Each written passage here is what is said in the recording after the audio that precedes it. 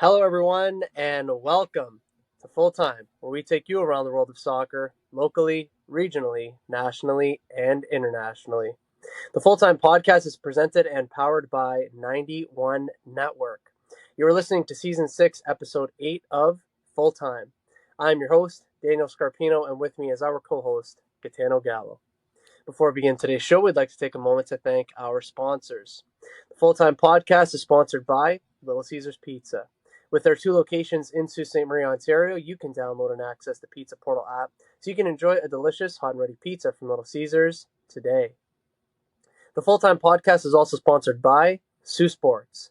To check out Sioux Sports and all of their articles, announcements, and streaming platforms, including True Host Media and True North Radio, visit SiouxSports.com as well as Sioux Sports TV on YouTube, Facebook, TikTok, and Instagram.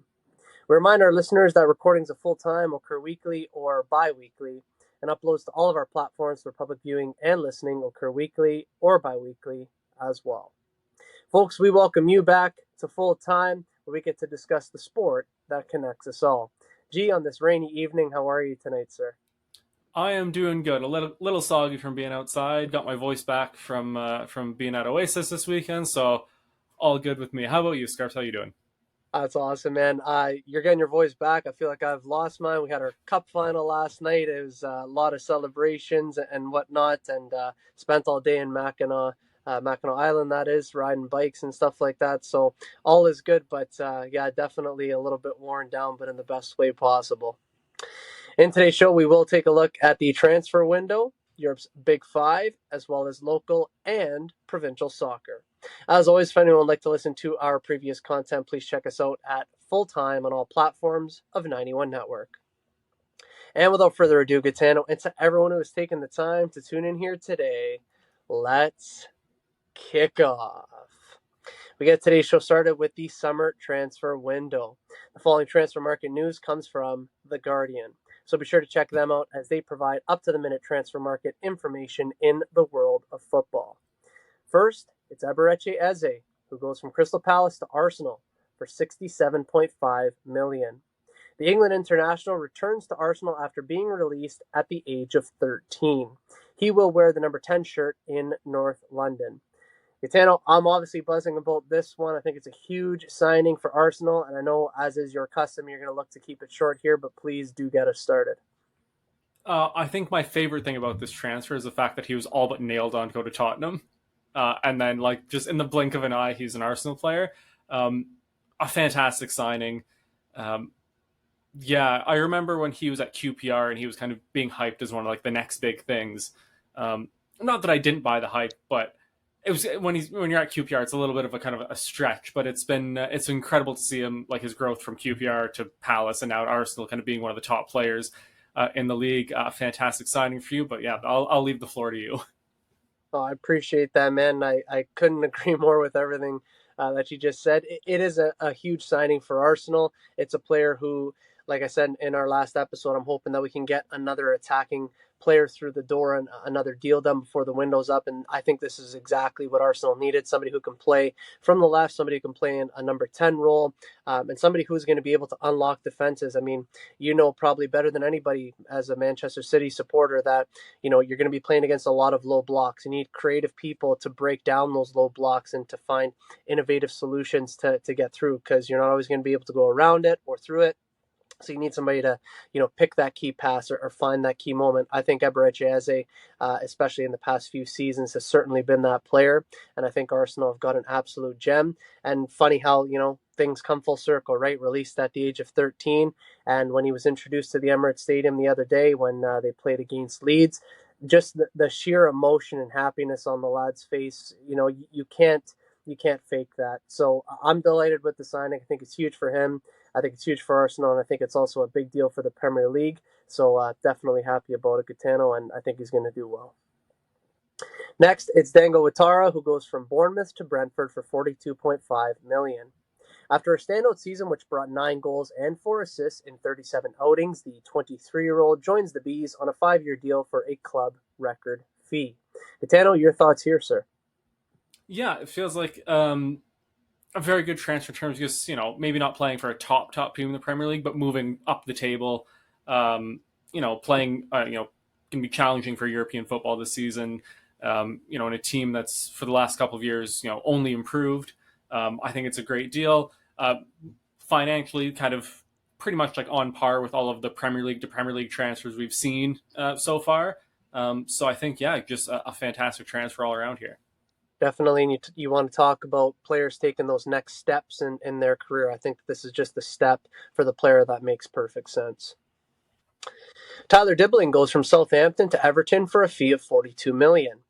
I think it's a perfect match, says the 19-year-old attacker who caught the eye of Everton during his debut season in the Premier League. Gitano, in his opening press conference, Dibbling stated that he can and is looking forward to learning from Jack Grealish at Everton specifically. What do you make of this signing?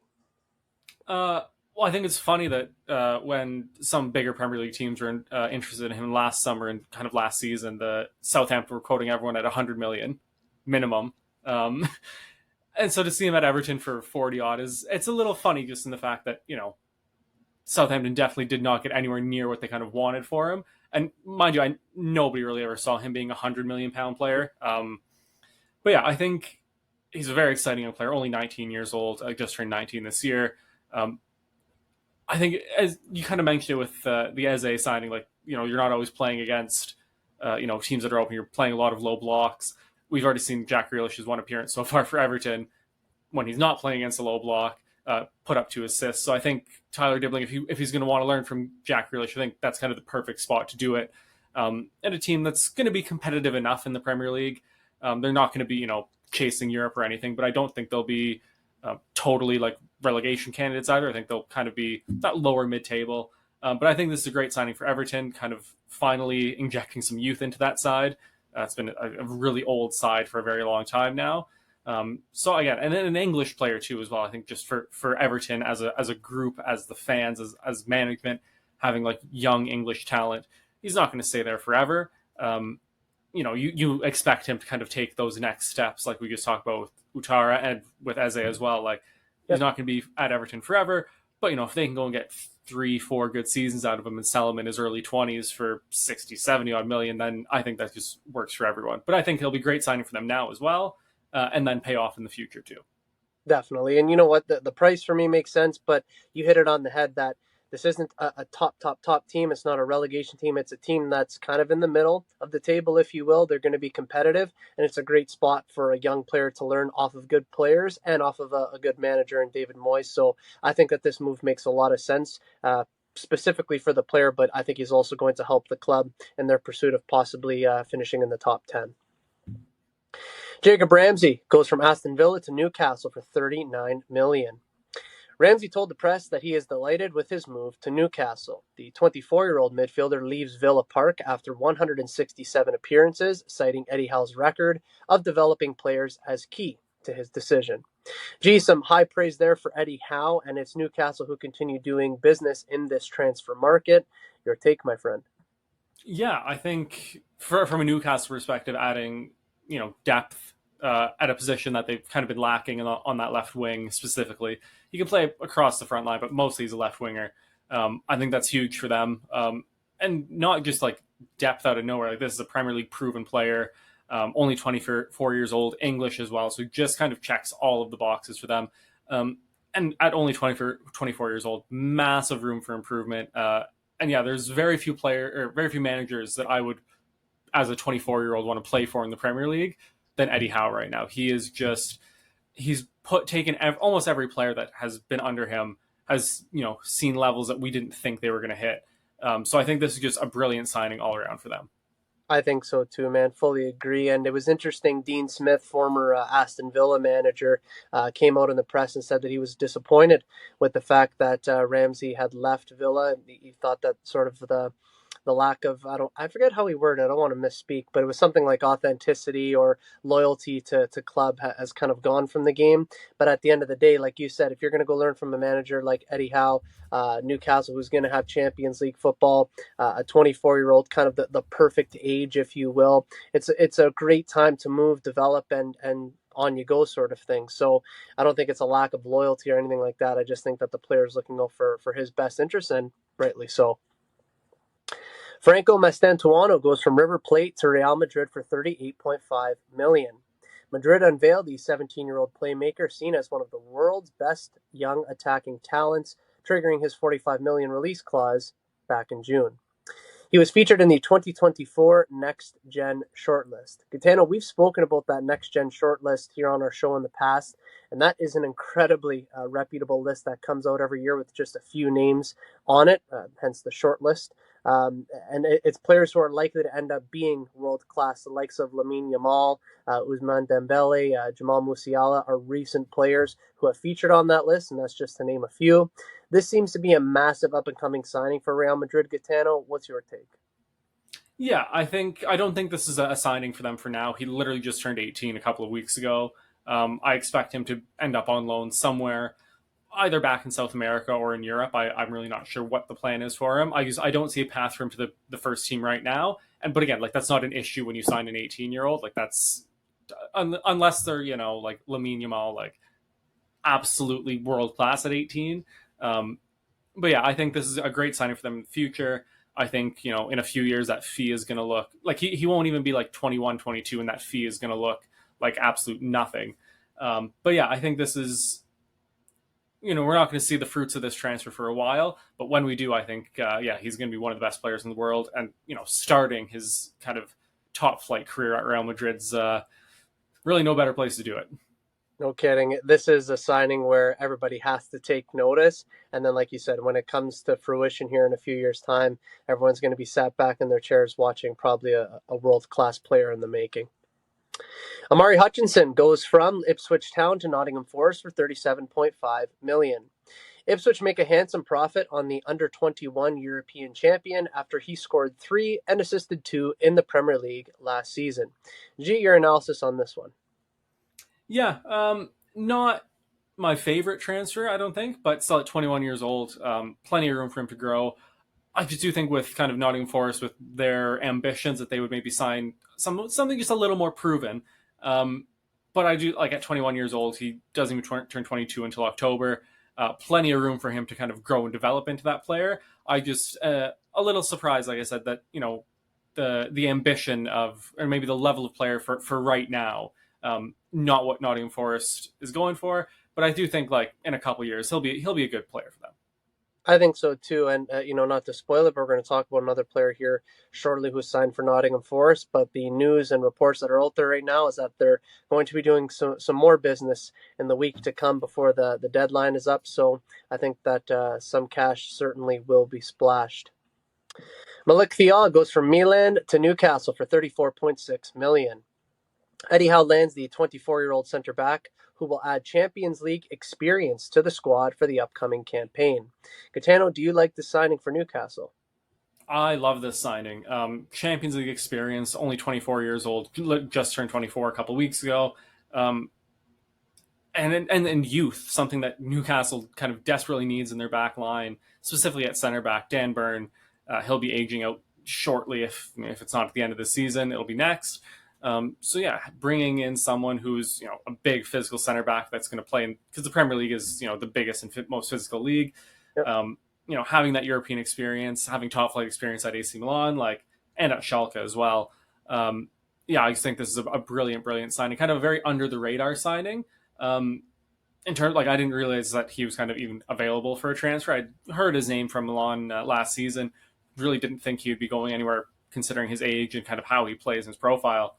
So I think this is a real steal for Newcastle. I think so too. And again, it's just a deal for Newcastle, in my opinion, that makes perfect sense for what they got going on this season.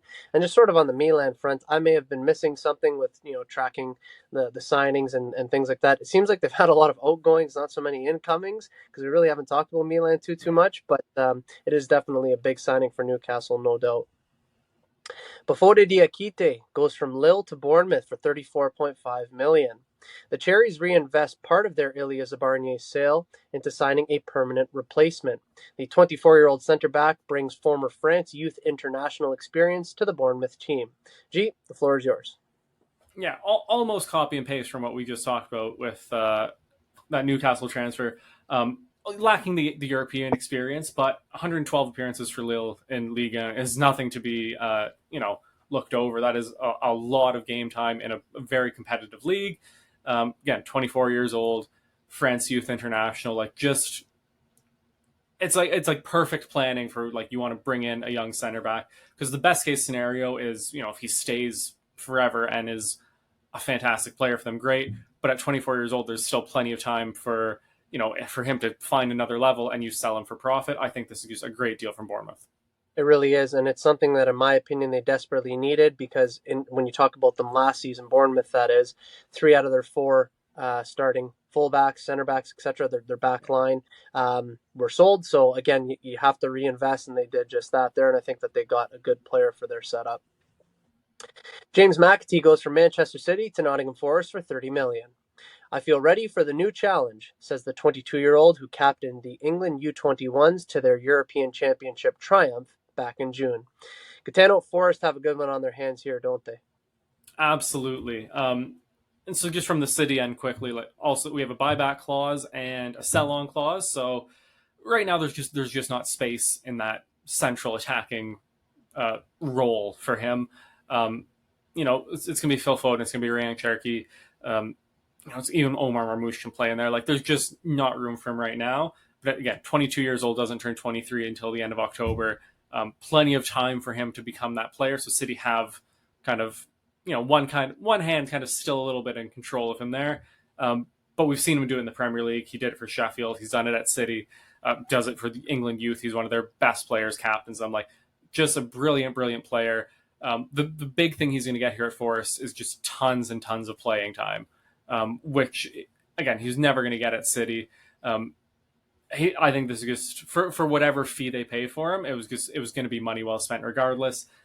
Gutted to see him go because you always want to see kind of academy kids go all the way through to the first team. But even when you look at Arsenal and other major teams, like a successful academy doesn't mean a full 11, That's right. of players play. How many City players, how many Chelsea players, how many Arsenal youth players have gone and had great careers, not just in England, but the rest of Europe. Like it's still a successful story for the academy. A little bummed that he's not doing the City shirt, but he'll be fantastic for Forest. Yeah, and you know what, Catano, to your point, there's always a couple handfuls of players during the summer transfer market where you think, oh boy, the sky's the limit for that player, isn't it? And in my opinion, for McAtee, I think it is certainly one of those cases where the sky is the limit, a top player, and still so young. So excited to see what he's going to do moving forward in his career. Giovanni Leone goes from Parma to Liverpool for 26 million. The Italy under-19 centre back says that he is so honored to join the Reds. He signs on a 6-year contract and is expected to go straight into the first-team squad. Gitano, as per reports, Liverpool see Leone as a potential Virgil van Dijk successor. What does this move do for Liverpool? I'm a little confused by just like they sell Kwanzaa and then bring in Leone. Just like very similar players, very similar levels at the moment. Again, we're just not kind of sure about that. But I do think it's a great signing for them. He's a fantastic young player. Italian center backs are always built different. Come out of the womb prepared to defend the goal for life, So I just think that this is a great signing for them. Virgil van Dijk levels is we'll relax on the 18-year-old. We don't want to put that kind of pressure on him yet. But again, like if you're going to learn to play center back and at a professional level, at a high level, like learning about from Virgil van Dijk's pretty much the best you're going to get right now. So kind of a couple of the other transfers we talked about earlier, probably not going to be a big impact this season, maybe not even next.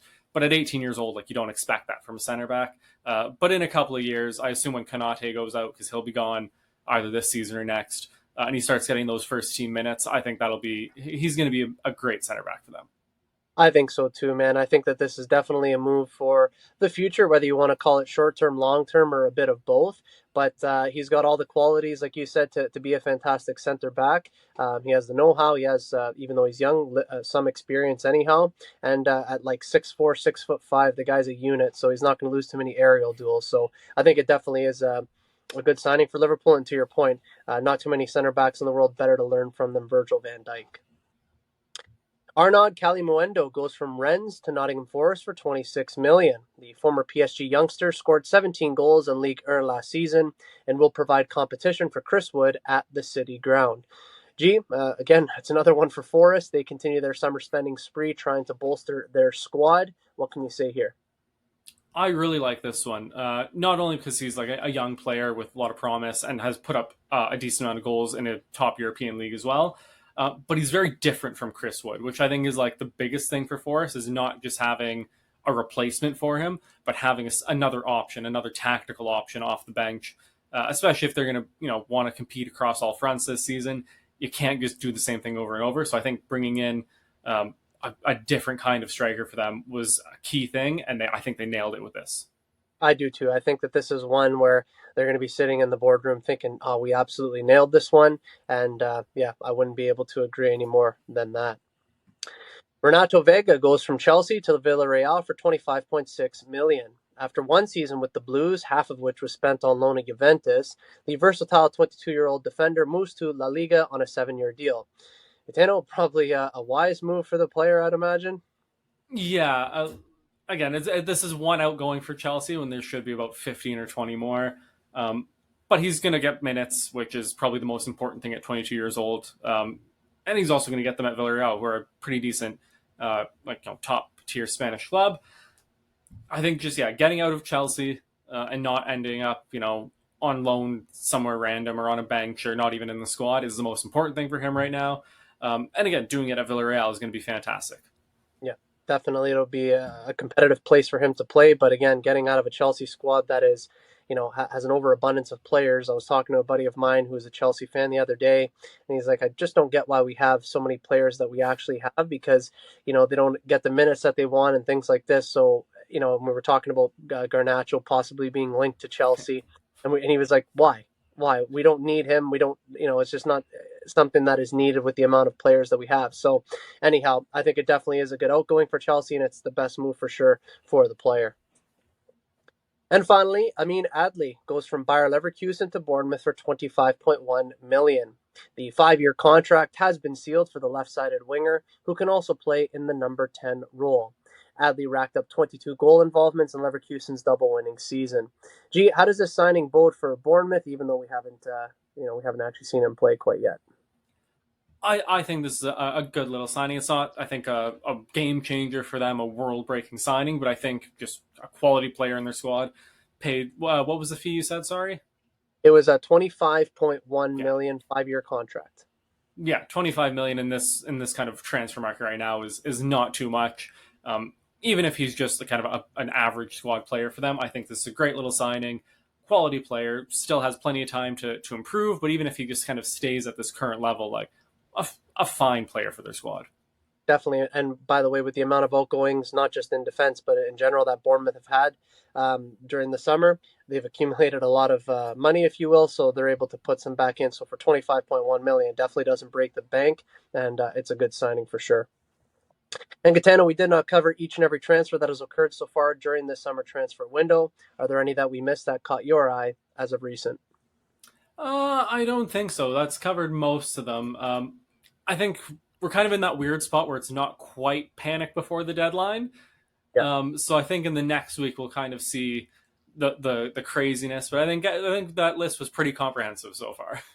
Yeah, I think so. It was pretty deep, pretty comprehensive. But coming into next week, when we talk about the transfer window one final time, that's when we're going to have more discussions about that. And as the summer transfer window progresses into its final week, you can get all of your major updates throughout the summer right here on Full Time. And in our next episode of Full Time, we will have the closing show for the transfer market. We now shift gears to Europe's Big Five, where the 2025-26 season is underway in its first 2 weeks. And we will start by taking a look at the English Premier League. Only 3 teams have claimed 6 points from 6 in the opening games of the season. Are we on for an incredibly competitive season from what we see here? Yeah, I mean, it's super early, but yeah, I think so. Kind of everything we've seen so far has led to that. Do I expect it to be, Arsenal, Tottenham, and Liverpool? Probably 2 of the 3. I think there's someone doesn't fit in there. But yeah, I think it's, from the looks of it, I think it'll be a pretty competitive start to the season, and hopefully that'll mean a pretty competitive end to the season as well. Yeah, the signs certainly point that way. It's incredibly early, about as early as you can get. But if the league has started this way, hopefully it can continue this way because every game certainly so far has been a toss-up. In Italy Serie A, although things have just begun, there have already been some impressive performances. Gitano, anybody who has been a standout to you so far? Um, I mean, I think there's been a lot of standouts. You'll obviously Inter stay near the top of the table because, of course, they will. Um, and so here's the thing: so Italy's only played one match. They've only had one match week. So having a team like Como sitting up top because they beat, I want to say they beat Milan, did they not? I believe so, Um, yes. yeah, or sorry, no, they beat Lazio. Sorry, 2-0. Uh, Um, that's a huge scalp for Como to take in the opening weekend of the season. Who beat Milan because they got they did, Cremonese, sorry, Cremonese yeah, beat Milan, and again, like some big scalps taken in the first match week. Again, we're one week in, like it's not going to define the whole season, but hopefully that kind of opens the floor. We've seen it's been a little too runaway in between, like not like one team, but it's kind of like it's been Napoli the last couple seasons where you kind of knew it was one or the other. Hopefully, yeah. this kind of means we're going to see a little more parity in that kind of challenge for the top. But I've been super excited by that start. I thought that the Milan game was shocking to say the very least. But yeah, hopefully that's we keep that going. And to your point, we need that parity, somebody to challenge Napoli, somebody to challenge Inter, so that way we can get some sort of diversity in that top title challenge. In Spain's La Liga, Barcelona and Real Madrid are off to hot starts, as are a few other teams, but it's Atletico Madrid who is slow out of the gate. Gee, what do you make of the start up in Spain's top flight? Well, I want to mention Villarreal, led by Canadian TGEM Buchanan with a hat trick on the weekend. Absolutely massive. First Canadian to score a hat trick in La Liga. Um, yeah, again, do I think that Villarreal will kind of keep this form going and challenge for the title? Probably not, but will they challenge for Europe? Absolutely. And I do think Atletico Madrid will turn it around. I think this is, one loss and one draw to start the season is not the end of the world. I do think there's more than enough quality in that squad, and Diego Simeone is gonna, if he hasn't already ripped them a new one, he's Yeah, gonna rip them a new one leading into these next couple weeks. So I think they'll be fine. I think so too. It's a slow start, but again, just the way that you start, it's not so much that. It's about the way that you finish and find consistency throughout the season. So I also think Atletico Madrid are going to be fine. And speaking of Canadians, I believe it was Jonathan David for Juventus who scored for them and Yes. match day of the season. First Canadian player to ever score for Juventus. So an absolutely huge one there too. So Canadians taking center stage here on the world's largest stage, and gotta love to see it. In Germany's Bundesliga, it is early days, but Bayern Munich start their campaign with a 6-0 victory. Gitano, should the league be taking notice? It depended who they beat 6-0. The fact that it was RB Leipzig, that worries me. Yeah, Because Leipzig, they're one of the maybe not title challengers, but European teams in the Bundesliga, and they should anyways be kind of a step above everyone else in the Bundesliga. So to see them just manhandled like that in the opening match week is a little alarming. Hopefully, look, we both said it. Bayern are going to win the Bundesliga. Hopefully, it's not 6-0 drubbings every week and they walk it like PSG do. Um, but yeah, what a statement to start the season. I would say so. And the answer to that question, in my opinion, anyhow, should the league be taking notice? Absolutely. But I also think that teams that will be playing them in Europe should also be taking notice. I think that they are on for a very good season. And out in France's League 1, Lyon, Toulouse, PSG, Strasbourg, and Lille are all unbeaten to kickstart the season. Gitano, despite the point totals, a lot of close games here to start the season in Ligue 1, no blowouts or anything of the sort. Do you think that that trend can continue there in France's top flight?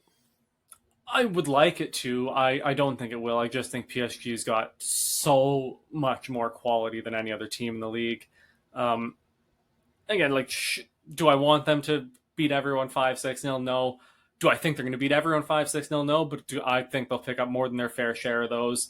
Um, Again, I just hope it stays as competitive as it is right now for as long into the season as we can. But again, like we talked about last time we recorded, PSG's they're going to win this league, barring a miracle.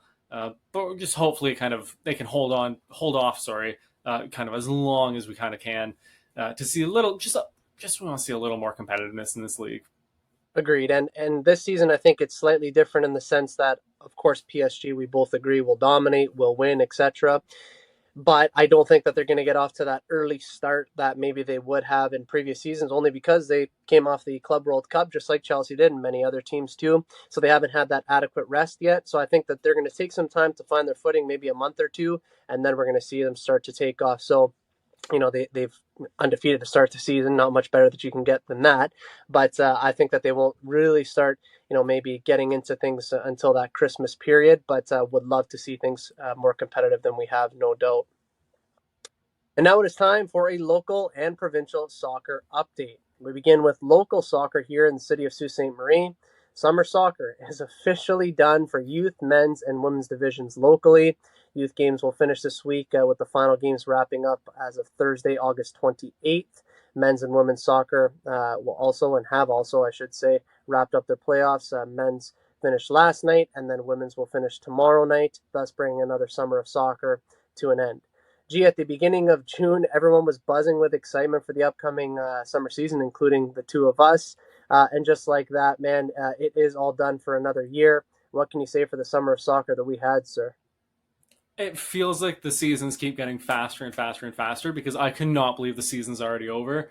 Um, Not the end result that we wanted, losing playoffs. Single elimination playoffs suck, by the way. That was not overly happy with that. But yeah, another fantastic season. A little bummed I never got to play in like pouring rain. That's like kind of the staple of outdoor soccer for me. We didn't have any games in the rain at all this season, which is a bit of a bummer. But yeah, just another fantastic season. We had the second best defensive record behind you guys, actually, across both divisions.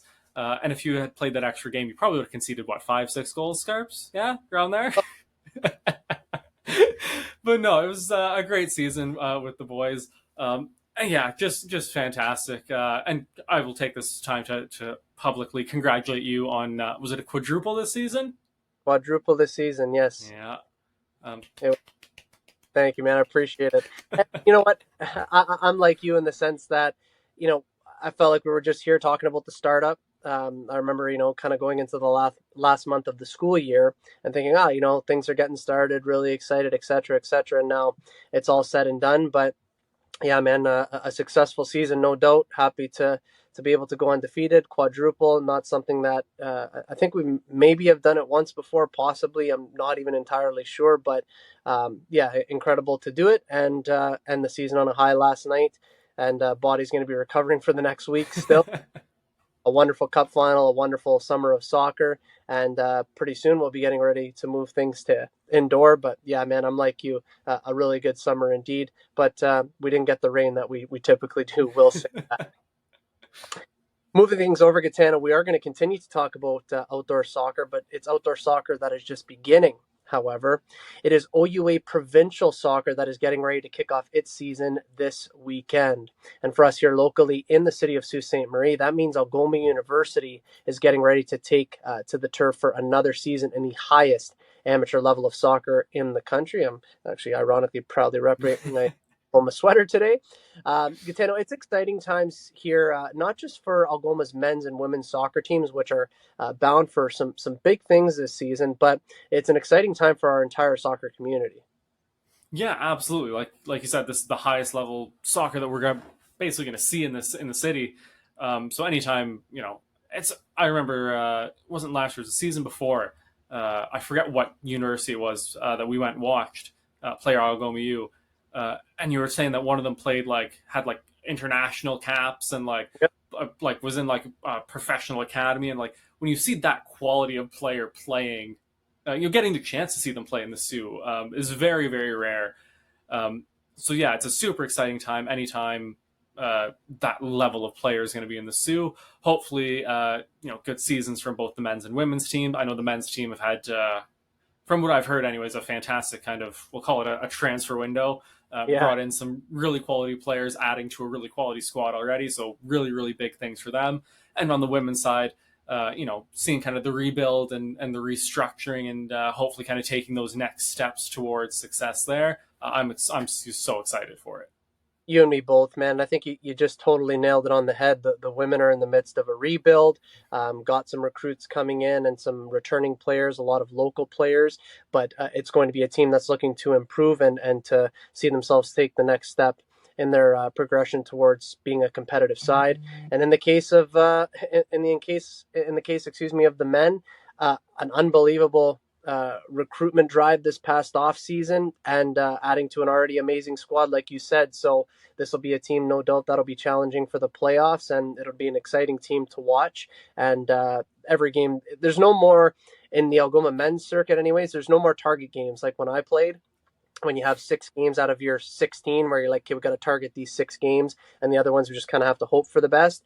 Every game now that Algoma plays is a target game, is a game where they'll believe, and rightly so, that they can get points from. So definitely looking forward to watching both the women's and the men's play. It's going to be a great season, no doubt. And all the action does kick off this upcoming weekend, and that starts on Saturday, August 30th, when the Algoma University Thunderbirds open their season against the Brock Badgers at home. The women will kick off at 1 p.m. before the men kick off at 3:15 p.m. The second game of the doubleheader will go on Sunday afternoon, August 31st at 1 and 3:15 p.m. once again. Both games on both days will be played at Superior Heights Field. For the entire Algoma University soccer schedule, visit www.algomathunderbirds.ca. And for the entire Ontario University soccer schedule, visit www.oua.ca. We are very excited to bring you all of the highlights from the OUA and all of U Sports as the season progresses right here on Full Time. As they say, when the weather starts to change and you feel the fall in the air, that's when soccer really starts to get good in our country. And Gitano, can't wait to cover this one with you, brother. Absolutely. This is Daniel Scarpino and Gitano Gallo, and you're listening to the Full Time Podcast on 91 Network. A reminder that Full Time is sponsored by Little Caesars Pizza and Sioux Sports. Check out the Pizza Portal app for a quicker, easier way to get your next on-ready pizza from Little Caesars. And be sure to check out Sioux Sports at siouxsports.com and Sioux Sports TV on YouTube, Facebook, TikTok, and Instagram. Ladies and gentlemen, that is Full Time. As we bring today's show to a close, we want to extend our greatest thanks to all of you, our wonderful listeners, for tuning in. Gee, great job tonight, sir. Excellent job to you as well. Thank you very much. I just want a special shout out to Grimsby for knocking United out of the Carabao Cup this afternoon. Unreal. It was what, 13 rounds of penalties?